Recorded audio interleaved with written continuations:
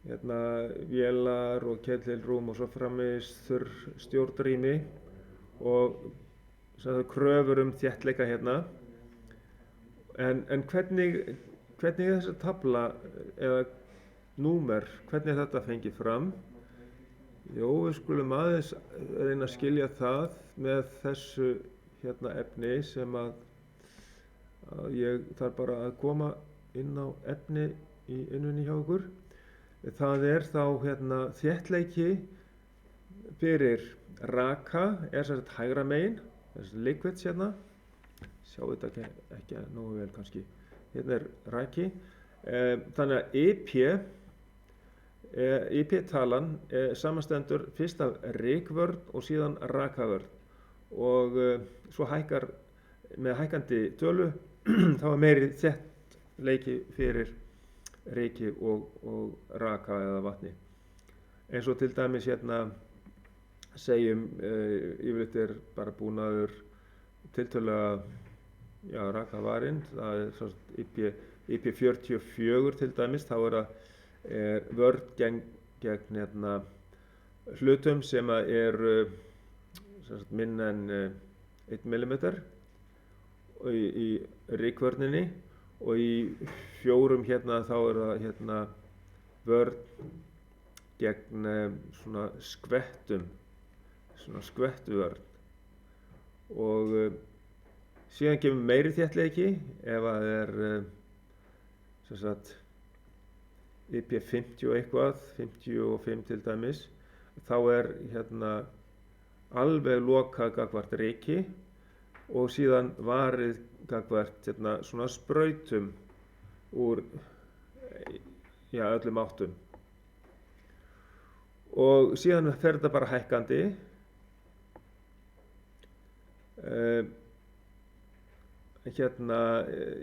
IP til dæmis 60 og 6 þá þegar sem sagt, við erum með algjörlegan loka fyrir gagnvart sem sagt ryki.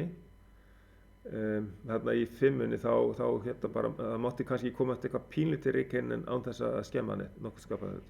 En í sem sagt þéttleikanum 6 gagnvart vatni að þá það eins og við aðstæður á dekki skips að þá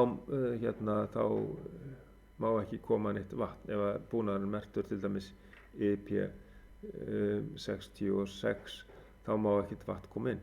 En síðan næsta, ef það IP67 þá þýðir það að búnaðurinn getur komist, má ekki fara lengra en niður á 1 meters dýpi og þá vatn á ekki að komast inn í þannig búnað. Og þannig að IP67 mjög þéttur og IP68 þá skilgreint á hversu marga metra búnaðurinn þolir að fara niður á. Þá X-ið, það skilgreint á hve mikið dýpi má búnaðurinn fara á þess að komist vatn inn í hann. Hvað séu margir mótorar sem með skiptum sem 68? Það ákaflega fáir sem með IP68 nema þess að þeir séu í þannig umgerð að yfirleitt þá gætu verið til dæmis IP60 og 5 eða eitthvað svoleiðis. Skulum bara skoða það hvað til af því. Hérna til dæmis töfluskápar, mótoræsar, rafvélar. Þetta eru mótorar og við sjáum ef við förum þá til dæmis IP56.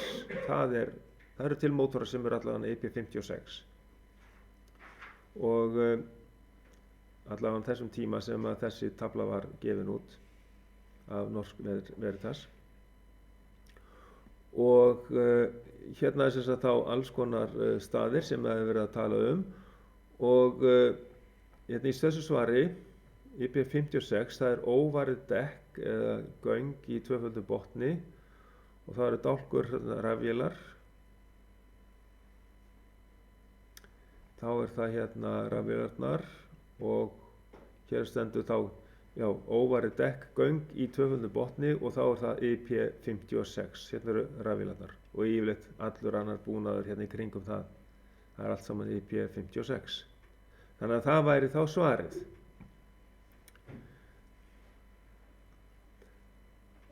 Og annars hérna, þá ég held að ég sé komið með þessa töflu inn undir efni, en annars setja hana bara inn ef ég finna hann ekki undir efninu. Þannig að þá var þetta 1921 og 1922 þá er það næsti kafli eða næsta blað. Þegar við erum með svona hitaflokka fyrir rafvélar, að þá er fyrst gert ráð fyrir einhverjum umhverfishita og það er þá sem sagt 40 gráður. Síðan þegar við erum að nota mótorana þá verður varmamyndun í þeim og það er sem sagt þessi aukning á hitastigi sem að má verða fyrir viðkomandi gerð af einangrun sem er í mótorunum. Þannig að þeir eru þá framleiddir samkvæmt ákveðnum flokkum og þá er það sem sagt hvaða efni af einangrun er í þeim sem skiptir máli.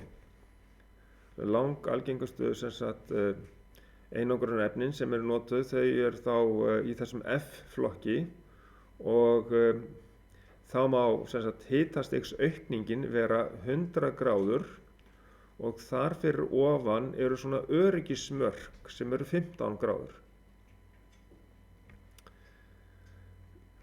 En sem sagt, mótorinn gæti hitnað sko bara við áreiðslu við þessa dælu þá meira heldur en að einangrunarefni myndi þola og þess vegna myndi ég vilja nota hitaflokkin H til þess að vera öruggari. Sko ef það er 90 gráði heit svart olía eða einhver olía, að þá erum við komin hérna svolítið hátt upp á þetta hvað mótorinn má hitna mikið og en þetta væri sem sagt öruggast að velja flokk H fyrir þennan mótor. Þar á leiðandi. Því þar er náttúrulega umhverfishiti 40 gráður, síðan þolir einangrunarefnið hitastigsaukningu 120 gráður og þar fyrir ofan eru öryggismörk sem sagt 15 gráður í viðbót. En það kannski þolir hann ekki alveg endalaust. Ok, þetta var spurning 22. Og það er svolítið fjallað þetta í bókinni og það er hérna,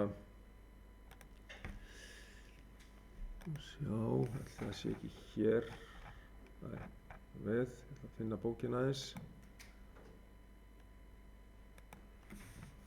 Í bókinni þá er við að reyna að útskýra hvernig þessi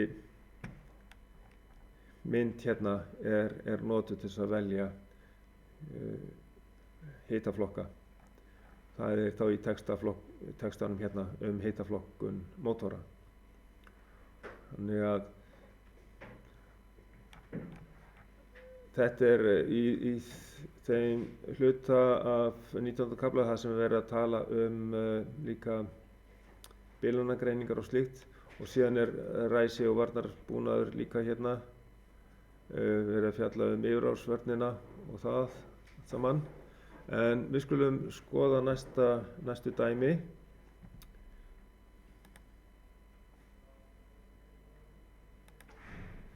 Hérna í dæmi eða spurningu 23, það er spurt hvaða regla er yfirleitt notuð við stillingu yfirráðsvarnar fyrir rafstreymismótora. Og meginreglan er náttúrulega að stilla á málstraum mótorsins. og þetta er gefið upp á merkiskiltinu sem sagt. Auðvitað má hafa stillt á lægri straum, það er svo sem allt í lagi, þá bara ver það mótorinn betur. En það er ekkert alltaf sem að yfirráðsvörn er næg vörn fyrir mótorinn, sérstaklega ef við verðum að nota mótorinn við hraðastýringu. Þá þarf að mæla hitann á vöfunum með sérstökum skynjurum sem að er komið fyrir inn í mótornum. En þessi yfirráðsvörnin, hún mælir í rauninni bara strauminn sem að mótorinn er að taka. Hún veit ekki nákvæmlega hvað er hitastigið á mótornum, bara hvað mikið straum mótorinn dregur til sín.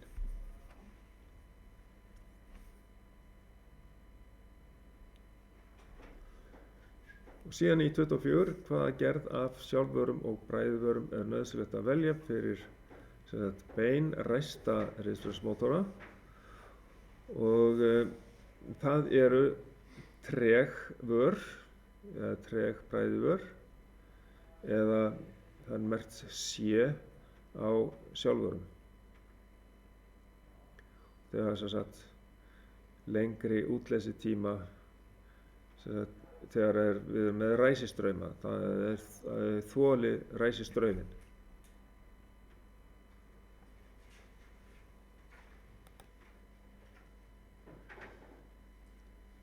Hér erum við með 4 póla mótor í dæmi 25.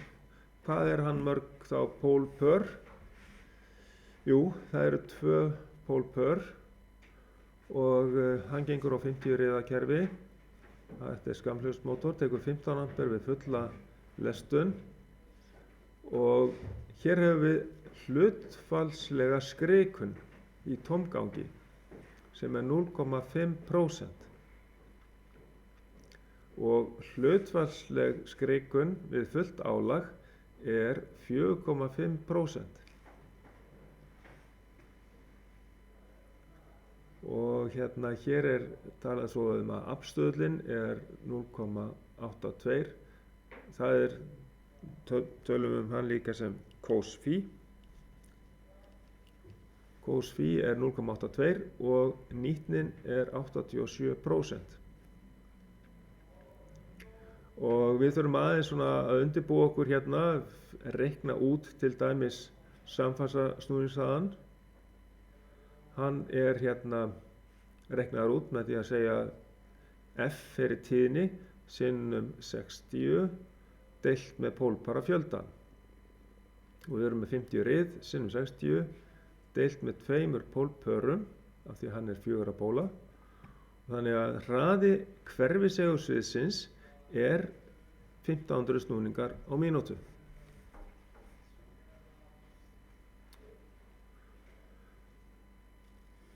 Og svo hefur voðalega gott líka að undirbúa annað, það er það að reikna aflið inn vegna þess að raunafstöðlinn er gefin, spennan og straumurinn. Þá erum við með 220 volt spennu, við erum með 15 ampere straum, við margföldum með rótina 3 vegna þess að þetta er 3 fasa, og síðan margföldum með cos-phi sem er 0,82. Og passið ykkur núna eftir leiðis á því að ekki taka kósinus af svona lítilli tölu eins og gerðist síðast. Passið ykkur á því. Það er bara sinnum 0,82 og þá fáum við aflið inn 4687 vött.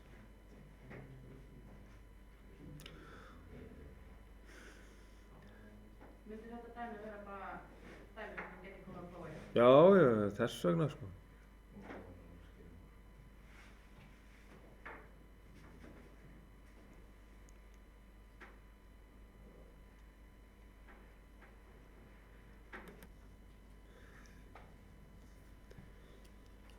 Þegar verið að spyrja síðan a-lið að reikna snúningshraða í tómgangi, þá er gefið hérna skrikun í tómgangi 0,5% og hlutfallstalan, sem sagt 5%, deilum með 100 í hana, í hérna 5%, þá fáum við hérna 0,005 og þá finnum við hvað það eru margir snúningar á mínútu meðað við 1500 snúninga hraða á hverfisegulsviðinu og þá drögum við þessa 7,5 snúninga á mínútu frá 1500 snúningum.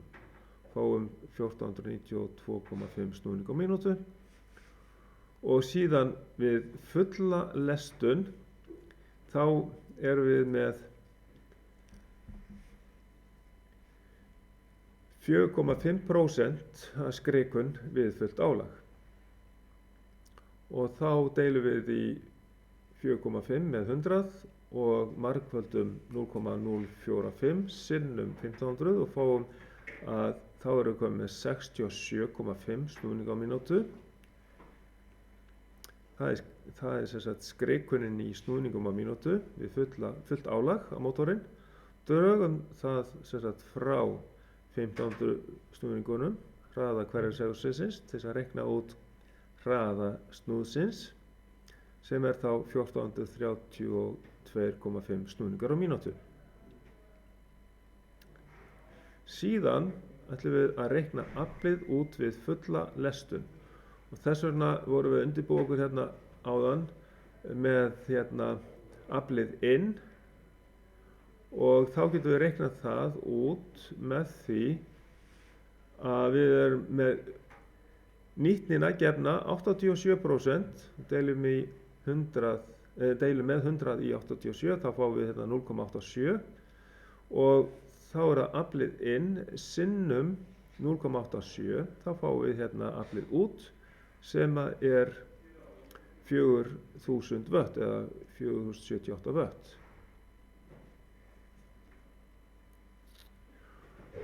Þetta er það eina tilfellið þar sem við eigum að margfalda með nýtnitölunni. Það er þegar við finnum aflið út. Og síðan eigum við að reikna át snúningsvægið við fullt álag. Og þá notum við vægisformúluna. Það er aflið út, af því það er það sem við erum að reikna út hvað við fáum út á öxulinn. Aflið út sinnum 60 deilt með 2 sinnum pi sinnum snúningshraðan við fullt álag sem við reiknum út áðan og þá er þessi sem sagt 4078 vött aflið út sinnum 60 deilt með 2 sinnum pi sinnum snúningshraðan við fullt álag 1432,5 snúningar og þá fáum við að þetta eru 27,2 newtonmetrar.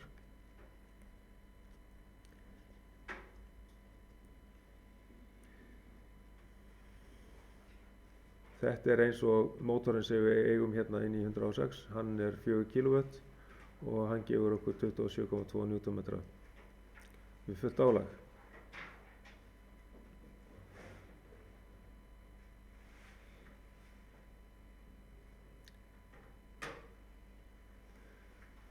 Svo eru 2 dæmi eftir. Hvernig er dæmið 26? Þar erum við með 3 fasa 8 póla skammstöðsmótor. Hann er miklu stærri, hann er 400 kW. Spennan 380 volt, 50 rið, straumurinn er 770 ampere, raunaflsstöðullinn 0,82 og skrikunin er 0,93%. Þetta er væntanlega við fullt álag. Og við höfum að byrja að reikna snúningshraðan. Hvað þurfum við þá? Við þurfum að vita hvað er tíðnin á kerfinu og hversu mörg pólpör er mótorinn. Hann er gefinn upp sem sagt 8 póla og deilum við með 2 í það og hann er sem sagt 4 pólpör. Þá er það sem sagt tíðnin 50 sinnum 60 deilt með 4 pólpörum og snýst hann 750 snúningum á mínútu sem sagt hverfisegulsvið. Svo snúningshraðinn við fullt álag er þá Við vitum að skrikunin er 0,93%, deilum með 100 í þá tölu, margföldum það með hraða hverfisvegssins 750 hérna sinnum 0,0093, munið eftir að vera með nógu mörg 0 hérna, og það samsvarar sem sagt tæplega 7 snúningum á mínútu. Draugum við 7 snúninga frá 750 snúningunum og þá fáum við að við fullt álag þá snýst hann 743 snúninga á mínútu. Síðan eigum við að reikna snúningsvægið á þessum mótor. Hann er 400 kW, þá er að setja það í P í vöttum, þá er það 400.000 sinnum 60 deilt með dissunum P sinnum snúningarnir sem við vorum að reikna út á það. Þá fáum við að hann er 5141 Newtonmetrar. Þetta er risastór mótor. Og við höfum að reikna nýtni mótorsins, þá er það sem við vitum ekki, það er aflið inn sem við þurfum að reikna hérna. Af því að raunaflstöðullinn var gefinn, þá getum við gert það. Það er spennan sem er straumurinn, 380 watt sinnum 770 ampere sinnum rótina 3 og sinnum raunaflstöðullinn 0,82 og þá fáum við að aflið inn er 415,6 kW. Þá getum við reikna nýtnina. Það er aflið út sem var gefið á mótorinn, 400 kW, deilt með aflinu inn, 415,6 og þá fáum við að nýtnin er 0,962 eða 96,2% á þessu mótor. Er eitthvað fleira? Nei, síðan er bara síðasta dæmið.